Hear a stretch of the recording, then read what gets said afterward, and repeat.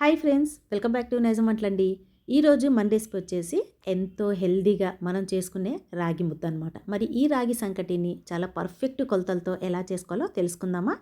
మరి ఈ రాగి సంగటి పర్ఫెక్ట్గా ప్రిపేర్ చేయడానికి ముందుగా అయితే ఒక బౌల్లోకి చిన్న గ్లాస్ నిండా అయితే రేషన్ బియ్యం తీసుకోండి. ఈ కంట్రోల్ బియ్యం తీసుకోవడం వల్ల రుచి చాలా బాగుంటుంది.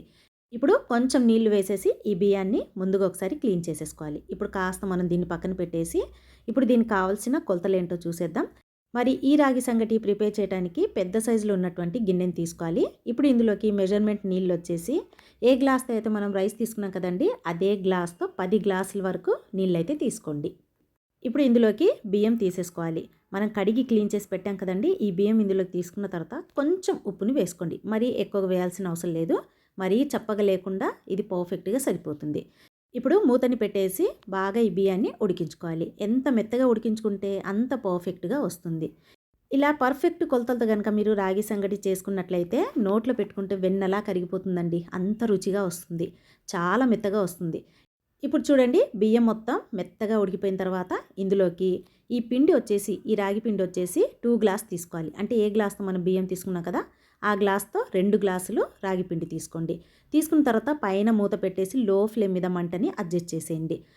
ఇప్పుడు ఒక 10 నిమిషాల తర్వాత తీసి చూస్తే చూడండి, మనకి పిండి దీంతో పాటు రైస్ ఎంత చక్కగా ఉడిపోయిందో. ఉడికిపోయిన తర్వాత పప్పు గుత్తి లేదా రోలర్ ఉంటుంది కదా, దీంతో మెత్తగా చేసుకోవాలి. ఈ విధంగా లో ఫ్లేమ్ మీద మంటను అడ్జస్ట్ చేసేసి ఇలా మెత్తగా మీరు చేసుకుంటే, ఎంత మెత్తగా మ్యాష్ చేసుకుంటే అంత పర్ఫెక్ట్గా వస్తుంది.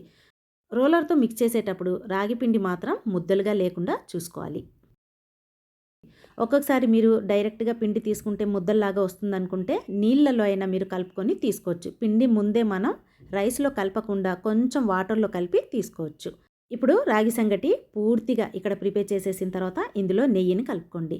నెయ్యిని కాస్త ఎక్కువగా తీసుకోండి, రుచి బాగుంటుంది. ఇప్పుడు కాస్త దీన్ని చల్లారటానికి పక్కన పెట్టేసి మనం ప్లేట్కి ఈ విధంగా నెయ్యితో గ్రీస్ చేసేసుకోవాలి. ఇప్పుడు ఈ రాగి సంగటి కాస్త చల్లారిన తర్వాత ఇలా ముద్దలాగా చేసుకోవాలి. ముద్దలా చేసుకునేటప్పుడు కొంచెం మనకి వేడిగా ఉందనుకోండి, చేతికి నీళ్లు లేదా నెయ్యిని అప్లై చేసి ఇలా ముద్దలాగా చేసుకోండి, పర్ఫెక్ట్గా వస్తుంది. లేదు ఈ చేత్తో ఈ ముద్ద చేయటం చాలా కష్టంగా ఉందనుకుంటే మీరు బౌల్ని కూడా యూజ్ చేసుకోవచ్చు. బౌల్లో ఈ రాగి సంగటిని యూజ్ చేసేటప్పుడు కొంచెం నెయ్యితో గ్రీస్ చేసి తీసుకోండి, పర్ఫెక్ట్గా ఇలా ముద్దలాగా వచ్చేస్తుంది. అంతే అండి, చాలా సింపుల్ స్టెప్స్తో ఈసారి మీరు రాగి ముద్దని ఇలా ట్రై చేయండి, తప్పకుండా మీకు పర్ఫెక్ట్గా వస్తుంది. మరి మీరు చేసిన ఈ రాగి సంగటి ఎలా వచ్చిందో ప్లీజ్ నాకు కామెంట్ చేయండి. వీడియో నచ్చితే తప్పకుండా లైక్ చేసి సబ్స్క్రైబ్ చేయండి. Thanks for watching friends.